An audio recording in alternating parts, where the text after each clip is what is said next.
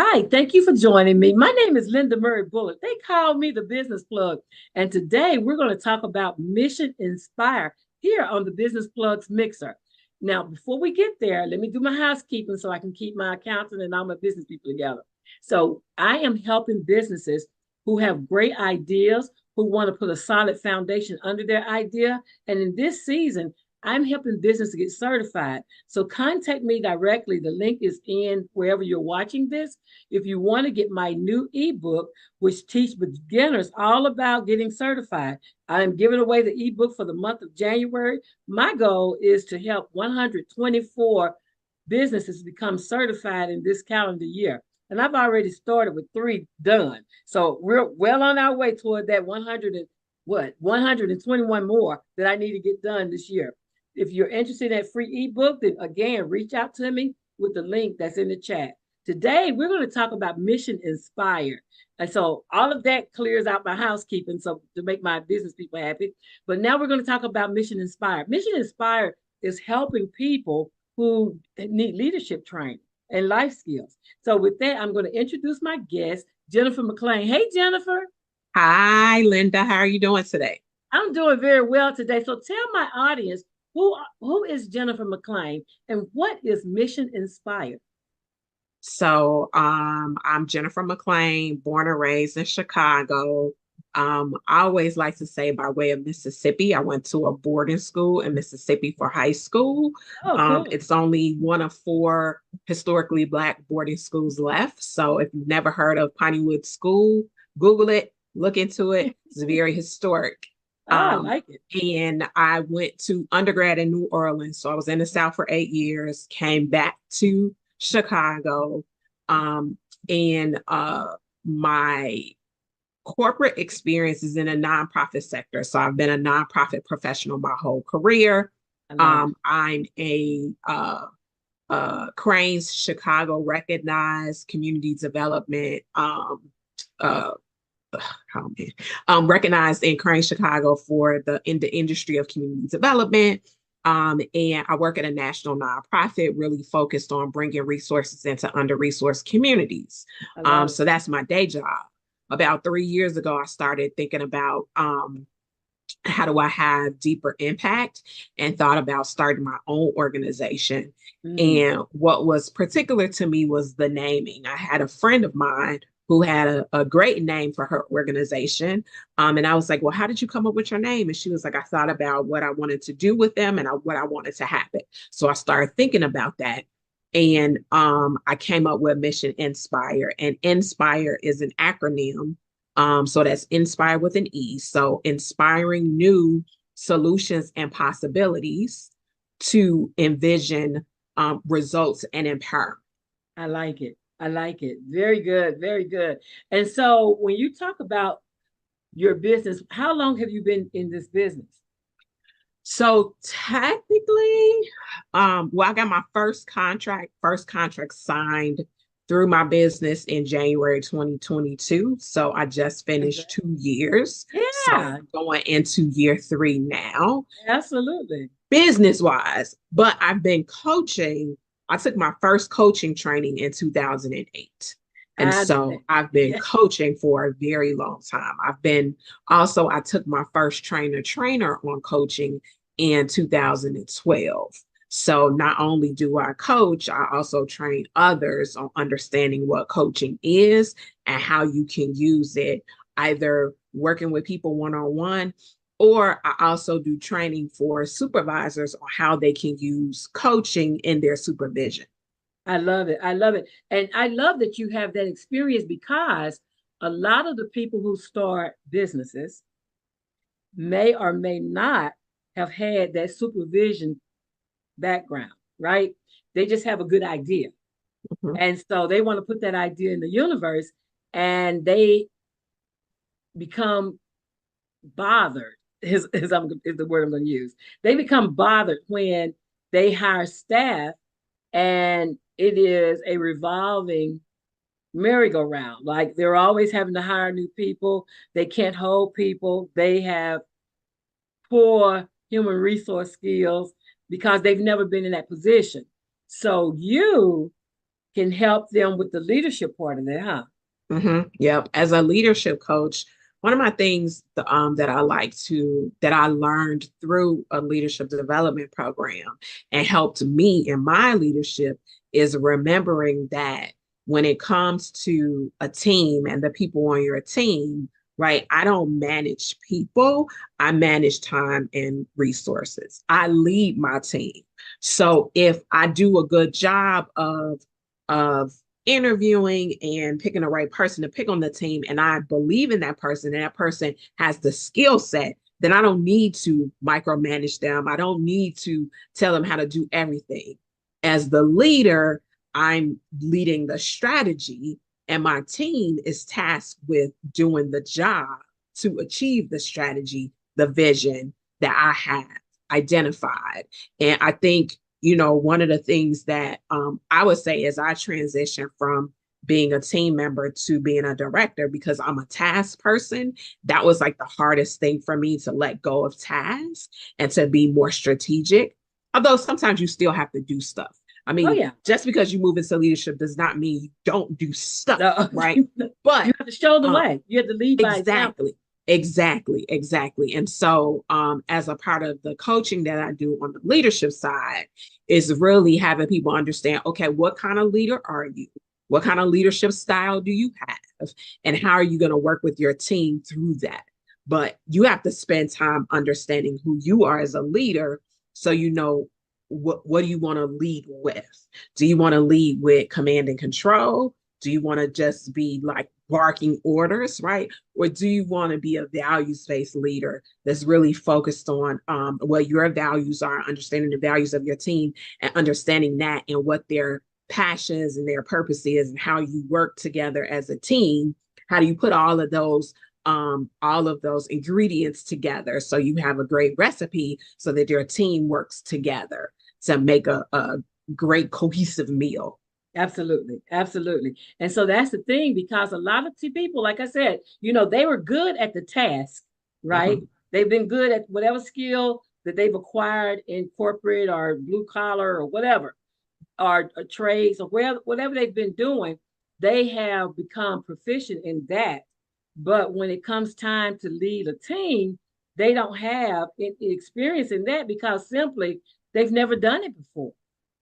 And so if you were to give advice to someone just starting out, right? If you just like to show them some of the things that you have learned in dealing with new people who have had no skills before because they've never had the position, where would you tell them to start? Like what would be a good starting place For a new leader, for a a new business leader? leader For yeah, a new that's business owner. starting to build a team. Yeah. Okay. Okay.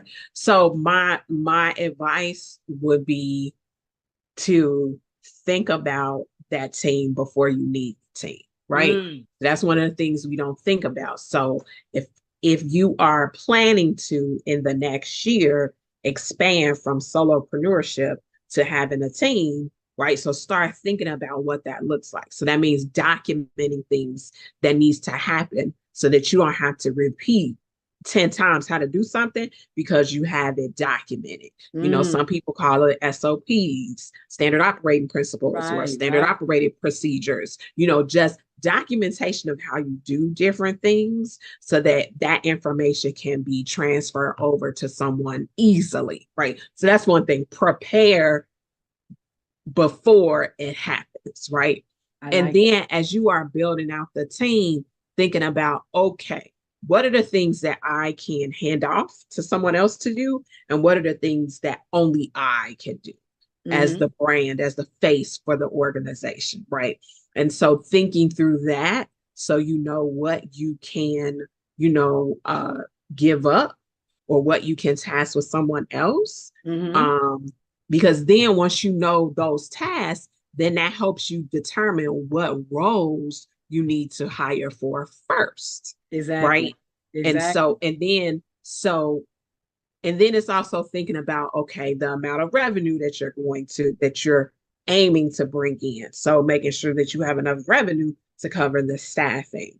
But Exactly. even I think even before you get to hiring a team, there are things that you can do you can barter, work Yeah. with somebody that you know that they do something well, you do something well, and then you all trade those services for each other, right? And so, or then also like contracting out. So you don't necessarily have to hire someone to work for you directly, but contracting out. But even contracting out, you still need to know exactly the role that they're going to play and what's the value add that they're going to bring to the team. So planning early, thinking about what tasks you can hand off, and then also documenting procedures before you get to needing those things. I love that. I love that because here's what happens. A lot of times people are heads down and they're just doing the work. They're just doing all the things, right? They have on the social media hat, the marketing hat, the business operations hat, the sales hat, the distribution, the financial. They have on all the hats. And then they've done that so long, and now they're making six figures, seven figures. And now they're trying to figure out, who do I need to hire first? And they have no idea because by this time they were working on automatic and they don't even know what they do. And so what I've been introducing business owners to is time studies. Like I have a couple of clients right now that I'm saying, do a time study, tell us what you do, when you do it, how you do it. And then from there, we're going to extrapolate, who do you need to replace you? Because we have corporate people, they're supposed to be $10,000 doing $10,000 jobs or jobs that build the business, $100,000 jobs, signing contracts, all those things. But yet they're on social media or they're reading emails or they're doing those those $10 jobs. And they spend most of their day doing $10 jobs. That's why they don't have a room to do these jobs that's going to grow the business. So yeah, so then they do that and then they come to you and you help them get clear in their head, right? On, okay, what does this look like? I'm getting ready to hire this team. And how do I manage this team? Yep. And the other thing, I have people think forward. So you do this successfully in a year. What are we celebrating? Right? What has went well? And then kind of work backwards from that. Right. And so that's the thing that I do. I include in my coaching is visioning. So picturing where you want to be and then kind of circling back, okay, what are the steps that are going to help me to get to where I want to be? And leadership is it's a lot of things encompassed in leadership. So one of the things that I do early on is like, okay, what are we going to focus on? Because we can't focus on everything. Right. If you want to stay working with me 5, 10 years, maybe we could get to everything. But right, if we're working in this 6 month engagement, what are the things that you want to have accomplished in this 6 months, right? And then, so what are the things that we can do so that we can show that you have achieved those things that you discussed, right? So coaching is around that vision, but then what are the actions that I'm going to do that are going to help me realize that vision? Yeah, yeah. Because a lot of times, you hear smart goals, set smart goals, set smart goals. But very few people talk about those tactics that you need to put in play in order to ensure that you reach those smart goals. Yeah, And so you have to be practical. That is, I'm also a blogger. So I have a blog called Flourishing Fiercely. And I did a series on setting goals. And a piece of the series, we talked about accountability, right? So you get the goals, you still got to have the action plan to achieve the goals. But then what's the accountability piece? And those are your goals. So it's not like you're accountable to me as a coach. How are you going to hold yourself accountable? What are different things that you can do? And then also the celebration piece. I think people miss that part as well. So once you achieve this goal, how are you going to celebrate? How are you going to, what are you going to do for yourself to show that you did this work? So I think that's a piece that people miss also, is the celebration piece. I love that. I love it. Those are so great ideas and so needed for new leadership, new people who become leaders because they know exactly how to do those tactics. They know exactly how to do those tasks to make that product or that service, but then learning how to expand because in this season, I'm trying to help people expand. Like I talked about certifications, that means you're going to have to hire staff. That means you're going to have to supervise. And if you've never done it, in order to be productive, you have to learn how to get lean and how to, make the thing work. And Mhm. so leadership training is definitely needed for all new entrepreneurs, Mhm. even if you've been in leadership in corporate. Because Mhm. what I learned is the people who work in corporate, even if they're in leadership, they know everything about that one field. Like if it's finance, Mhm. if it's administration, if it's operations, they know that. But then when you have to wear all the hats, Mhm. It's a different thing. It it is a is a very different thing. And yes. this, and you, there's a shift you have to make. And I've been experiencing that myself, like the CEO founder mindset is Mm-hmm. a shift that, oh no, I can't send this to accounting. I'm accounting. Can't send this to HR. I'm HR, right? And so it is that mindset shift when you move into entrepreneurship, especially as a solopreneur, Yeah, and everything that you have to do related to that. absolutely. Absolutely. And that's the thing is, and there are plenty of books that you can Mhm. read or plenty of things that you can reference, Google University. But a lot of those things that you find on the internet are generic. Mhm. And it's not one size fit all, even though they may give you the impression, oh yeah, handle it this way, do this thing or do that thing. Like you want to have something that's more customized. Mhm. That's what you're offering, something customized for the person, right? Yep. Yeah. Yeah. So coaching is tailored to the individual. So that is, one of my the first sessions I do is kind of like a chemistry session to make sure that we both feel like we can work together, like I can support you. And then kind of identifying, as I said earlier, what are the goals?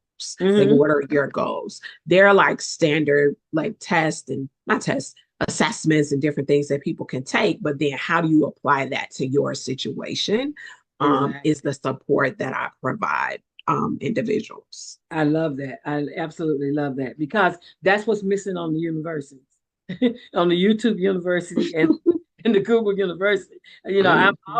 I'm always saying that their degrees from those universities do not supersede experience. Right. Absolutely. Absolutely. Absolutely. Learning how to do it right because you get one chance. And that's Yep. what a lot of things, because when you're talking about leadership, you know, just like we take these businesses, these corporations and big box businesses to the Department of Labor, as an entrepreneur, your employees can do the same to you. Exactly. Exactly. And so you want to have strong leadership skills. You want to make sure that you're doing it the right way the first time so that you don't get in trouble. Exactly. Yeah, Exactly. I love your motto. So tell us about your motto behind you. It is live unapologetically and fiercely. So really just I'm all about determining your purpose and walking in purpose and then being fierce about it. And fierce is with a heartfelt and powerful intensity, right? So Mm, I'm doing my best to live unapologetically and fiercely into my purpose of supporting women. So I help professional women prioritize themselves so that they can lead impactful lives without sacrificing their own personal growth. I That's a love part of the piece. And so it is, making sure that I'm growing while I'm supporting others. And it. so Mm-hmm. it's why I have a coach. It's why Exactly. I go through leadership programs, right? And so really just determining what it is that I'm supposed to be doing on this earth and trying to walk in it. I love it. I love it. I tell my clients, I don't trust a coach that's not coached. I really don't. If you're not somebody's not coaching you, I don't know how I can trust you to stay up on current things and to be showing me your best. Like I learned by example. I Mhm. live by example, but I also learn by example. So Mhm. what you're telling me, does it work for you? I'm quick to say that to people who want to give advice. No, I totally agree. That's what I talk about in my blog, like all the different things or whatever. So, I have a workshop coming up and it's based on what I've done, myself. Oh, great. So how can they get in it? How can they get in that workshop? So it is called Chart Your Course. And Okay. so it's a workshop where we reflect on what happened in 2023 and we plan for 2024. And it is, yes, people can do this on their own, but I feel like people don't really take the time to Mm. really sit down and reflect. And so we spend time in the workshop talking about gratitude and we talk about self-reflection before we go into, well, what happened in 2023. And then before we talk about planning for 2024, we talk about growth mindset, right? Mm. And then I finished the workshop talking about accountability, celebration, and then how you can do this on a more regular basis. Because in January, you're trying to figure out what you did last January. I know for me, I'm like, I don't even know what I wore yesterday. Yeah, okay. So thinking about last I January, told you. I told you when I go to sleep, it's an etch a sketch. It's brand new day, brand new thing. and so I give people tips on how they can do this regularly so that Mhm. when you get to the end of 2024, you know what you did first quarter, second quarter, third quarter. You're not just focused on fourth quarter. And so the way to find out about the course is going to tinyurl/chart your course 2024. And so And I we're going to do. put that. We're going to put Oh, that. You'll find the link to her course, I mean her workshop, in wherever you're watching this video. Like, go okay, ahead and click great. on the link. We'll make sure it's there for you. Great, great. And I have a special code for your audience. So if you use the code business plug, you'll get 30% off of that workshop. Great. So I Well, have thank one you. coming up on the 16th of January at 1:30 Central. That is virtual. And then I have an in-person one if you are in Chicagoland, that's on the 21st. Okay. So I am going to put that information in, that make sure that it's in wherever you're watching this video. I invite you, look, take advantage of that code. Take advantage of that code so that way you can get some savings and get your 2024 off to a good. I love that you said chart the course, Charge a course. chart your course. I love it because that's what this entire month is dedicated to closing out 2023. But Mhm. it also should be about planning. If you haven't already planned, it's never too late to start.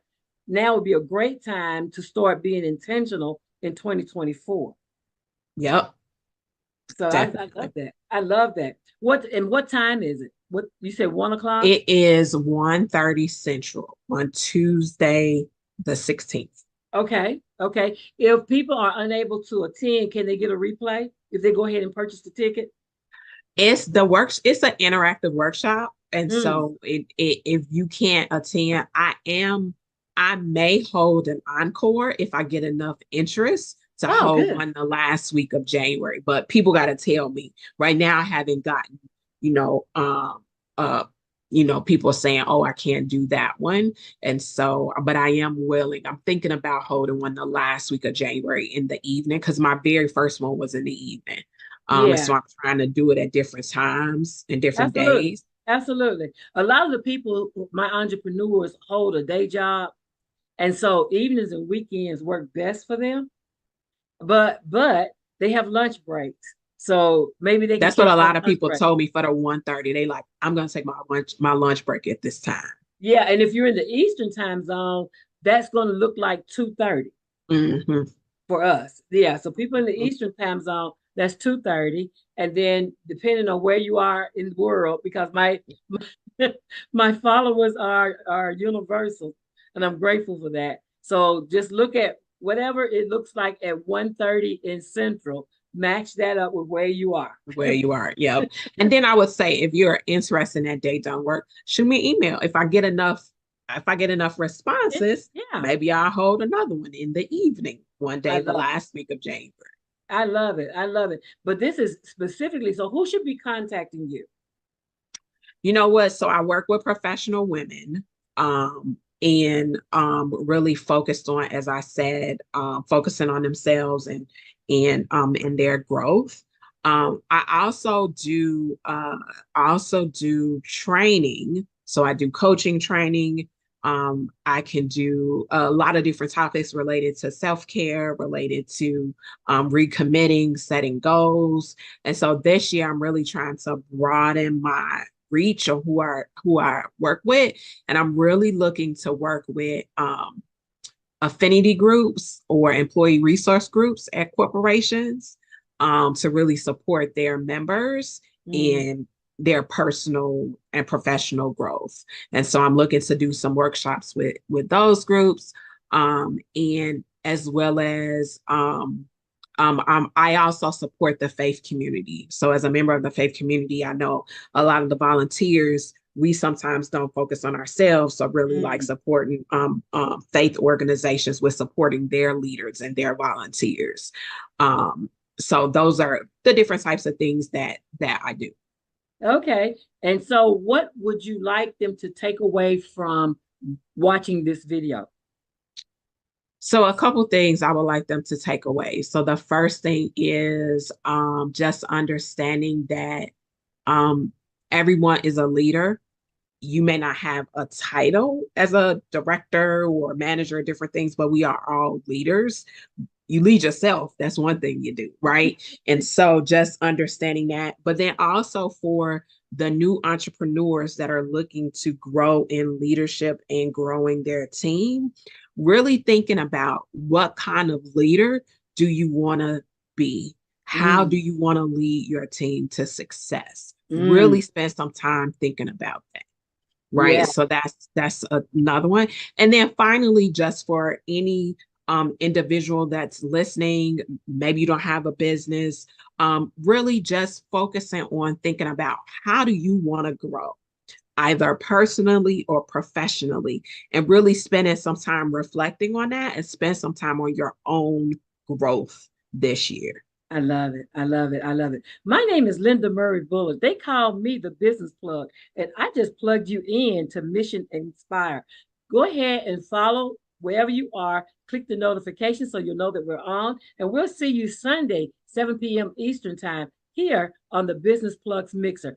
Good night, everyone.